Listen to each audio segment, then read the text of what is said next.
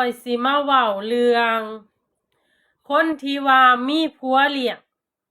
คนที่มีผัวเลี้ยงนี่หลายๆคนจะมักตำหนิเขาว่าเขาเป็นคนที่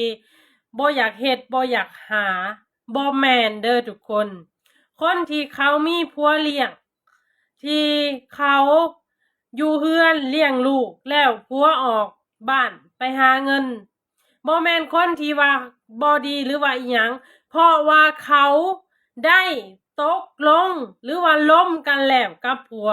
เนาะแล้วผัวก็เห็นความสำคัญของเมียผัวเขาเห็นความสำคัญของเมียเขาแล้วผัวก็หู้ถึงความเมื่อยของเมียหู้ถึงว่าการเลี้ยงลูกมันเมื่อยซำใดเนาะการเฮ็ดเวียกเฮือนมันเมื่อยซำใดฉะนั้นเขาจะบ่ให้เมียเขาออกเฮ็ดเวียกนอกบ้านเนาะจะให้แต่เลี้ยงลูกและก็ดูแลเฮือนซ่านเล็กๆน้อยๆเนาะอันนี้คือผัวที่หักลูกหักเมียของแท้ของจริงทุกคนเนาะ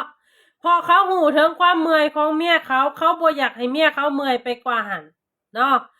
แล้วเขาก็สามารถเลี้ยงเมียของเขาได้เขาถึงบ่ให้เมียเขาออกไปทำงานเนาะหลายๆคนมักจะตัดสินเขาว่าโอ้ยอีนั่นเบิ่งแม่มันข้านได้หันมันบ่อยากออกไปหาเฮ็ดเวียกเฮ็ดงานซอยผัวมันที่จริงบ่แม่นเด้อทุกคนการเฮ็ดเวียกอยู่เฮือนการเลี้ยงลูกบ่แม่นของขี่บ่แม่นของง่ายมันเมื่อยมันบั่นทอนจิตใจเนาะ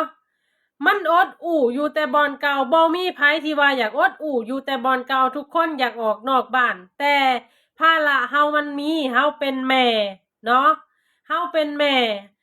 เฮาต้องเลี้ยงลูกและก็ต้องให้ความอบอุ่นกับลูกเนาะในเมื่อเฮามีเขาแล้วเฮาต้องเต็มที่กับเขาเนาะอันนี้จะตัดสินคนอื่นว่าคนอื่นอยู่บ้านเป็นคนบ่ดีเป็นคนขี้คร้านเป็นคนน่ารังเกียจบ่ได้เด้อทุกคนคำนี้ใส่บ่ได้เนาะต่อให้เขาจะขอเงินผัวเขาหรือว่าแต่ส่วนหลายหั่นน่ะเขาผู้หญิงส่วนหลายจะบ่ขอเงินดอกเนาะเพราะว่าผัวเขาหู้หน้าที่อยู่แล้วว่าเงินทุกกีบทุกอัดต้องให้เมียเป็นคนเก็บเป็นคนกำเป็นคนบริหารอันนี้ถึงเอิ้นว่าคนที่เขาหักลูกหักเมียของแท้ของจริงเนาะ